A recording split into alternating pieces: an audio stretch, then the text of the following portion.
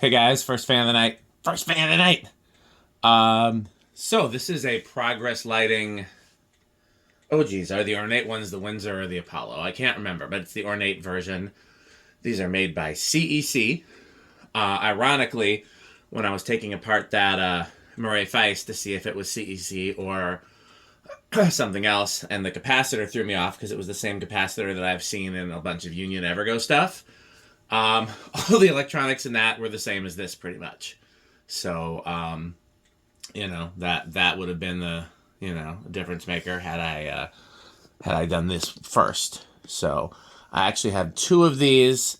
The other one, well, one of them, I'm not sure which. They both had long down rods, but one of them came with the Murray Feist vaulted ceiling kit, which is literally just a lighting canopy. Like, this is something they would have sold. Excuse me, not Murray Feist, Progress Lighting, to lighting manufacturers. This is literally something that they would have sold for use with their lighting. It's not really designed for ceiling fans. It's not ideal for ceiling fans, but it held up for a bunch of years. And yeah, so I'm saying that in the video. I'm probably going to test both of them with this canopy. But I'm saying that in the video so that if I'm going back to install these later and I can only find one canopy, that's why. So, set to low on the variable speed. Still pretty high. Most C.E.C. products do not have the trim set very low. And this is about what I'd expect from a C.E.C. motor, which is, it's not silent. It'll be silent if you take the solid state out of the equation, but with the solid state in the equation, it's definitely noisy.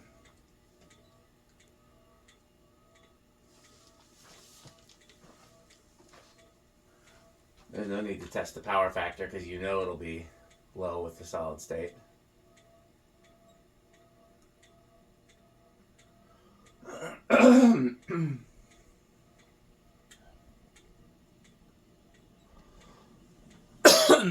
Wobbles a little bit. One of the blade arms is bent. I didn't even try to bend it back because it didn't wobble. The wobble was little enough that it didn't bother me for the video. And these break I've probably broken more C.E.C. blade arms than any other brand over the course of collecting. Or I shouldn't say I broke. I've had more broken. Because most of them were broken when they got to me.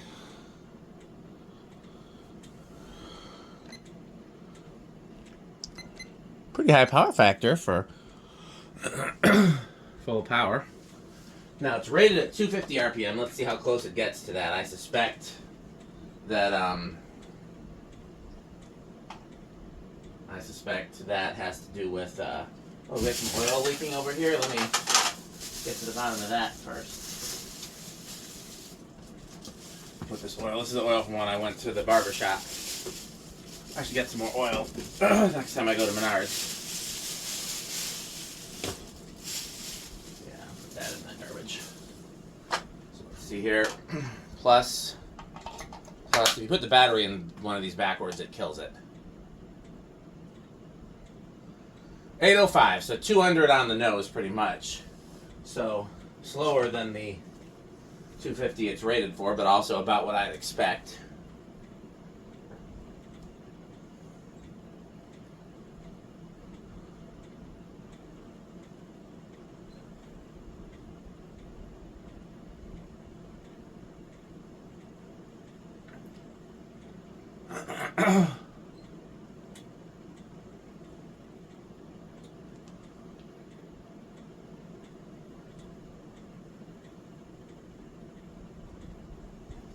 $492 is as high as I'm seeing, which isn't super high. Yeah,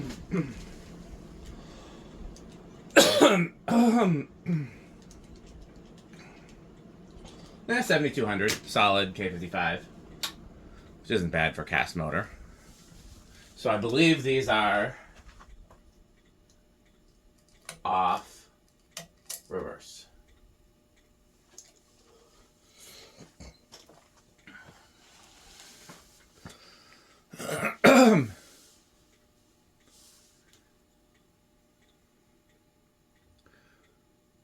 I like these a lot.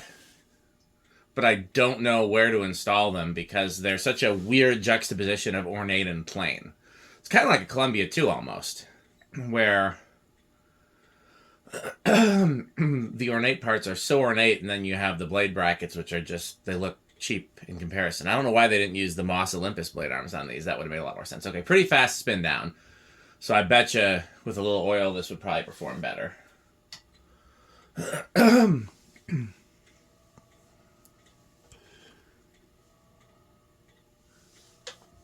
You definitely hear it.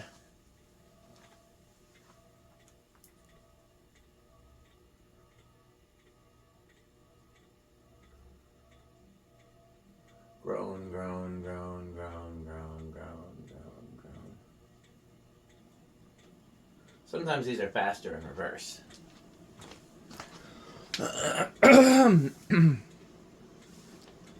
Definitely draws more current in reverse. Even a slightly higher power factor in reverse.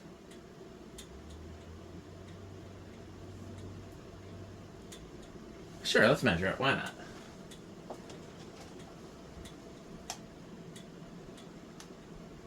Oh yeah, 854. Definitely faster in reverse. That's gonna be what, like what, 212? 214. I was close.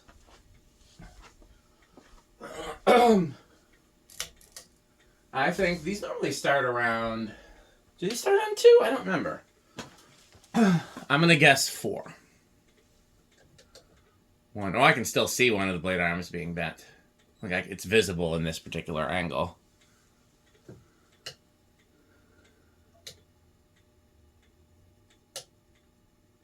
Budged on 4, but didn't actually start. Started on 5. I put these both on the workbench before hanging them. They needed some work, thanks to I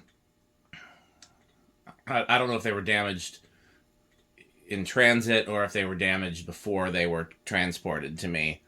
But they got damaged somewhere between being taken down and getting to me, and so I had to do some minor surgery.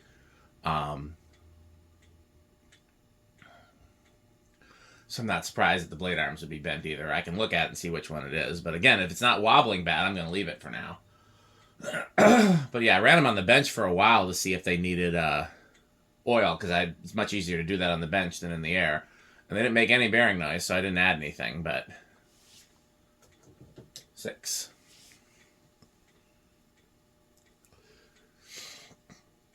Yeah, I've been looking forward to testing these for a while, actually. I've been kind of excited to test these, and what happened was I was going to just take them straight from, them getting here and test them. 7. And then they needed work, and it wasn't that I couldn't do the work, it was just that I didn't have any space to do the work in, or something. I don't remember. I think I did put them on the workbench and just hadn't gotten around to it. I don't remember what happened, but for whatever reason, and then in the time between getting them and getting to do the work, some of the parts got misplaced. And like I said, by the way, here's 8. Crunch, crunch, crunch, crunch, crunch. Rick, Pete, and I have been working on the garage. I think my garage update video has gone live already. If not, it'll be live before this one. And so that's made it a lot easier. And then also in starting to take down and put away the Christmas stuff, that makes a big difference. 9. And so, because some of the stuff was in tubs, and so is the Christmas stuff. And so when the Christmas stuff is packed away and those tubs are sorted and organized, it makes it easier. So today, I was able to locate all but one of the parts that I was missing. And the part that I haven't found yet that I'm missing is a surprisingly big part. So I'm going to ask Rick and Pete next time they're here if they remember seeing it somewhere, because it's not the kind of thing that would just like be at the bottom of a box. It's a motor housing piece. Okay, so that's where it wobbles. Yeah, I'm missing a piece of a motor housing, like the bottom plate or top plate. I don't actually know which one. And Again, that's not like a blade bracket where it can just be in the bottom of a box. 12, 13, 14. So I would want to balance this before hanging it. 15, 16,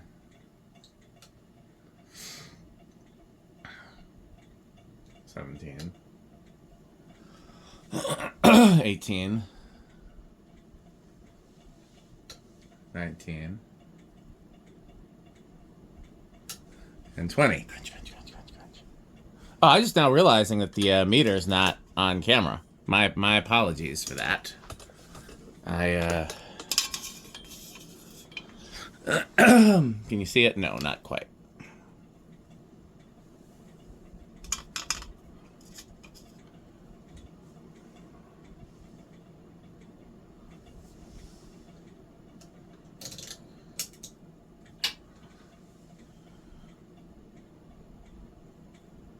I don't remember what high was, so let's find out.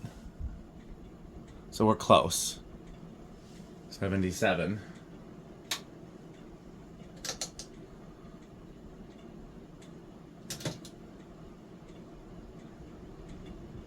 Okay, so that's over. That's 30. 29. So 29 goes over at 30. Excuse me. No real reason.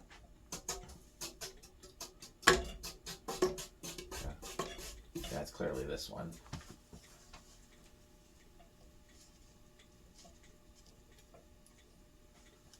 Okay. I'm guessing, by the way, it's performing no inrush, although I really don't know. I would have expected big, but it's performing like no inrush. Oh, no, small inrush.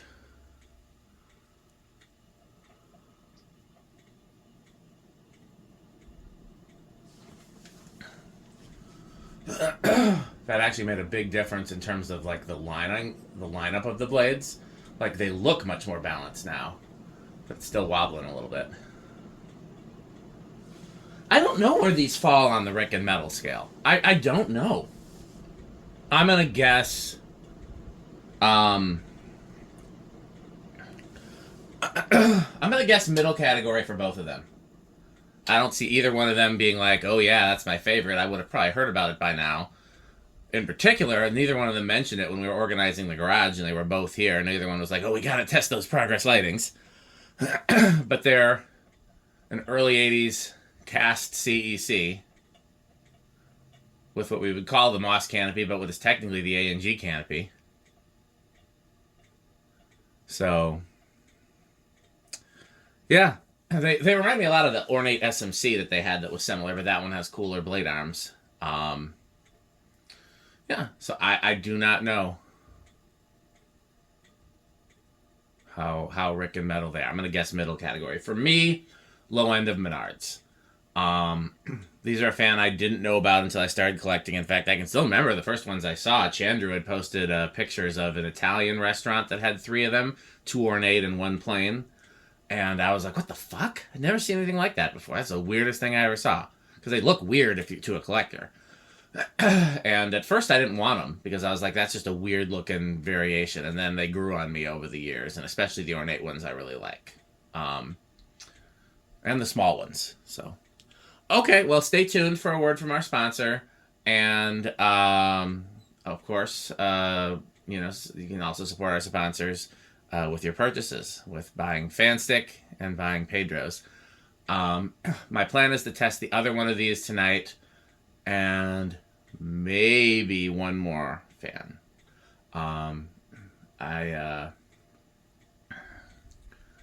Maybe one more fan. Well, I mean, I could do more than that even, but if I test these 2, I'll have accomplished what I set out to accomplish, and then anything on top of that is gravy.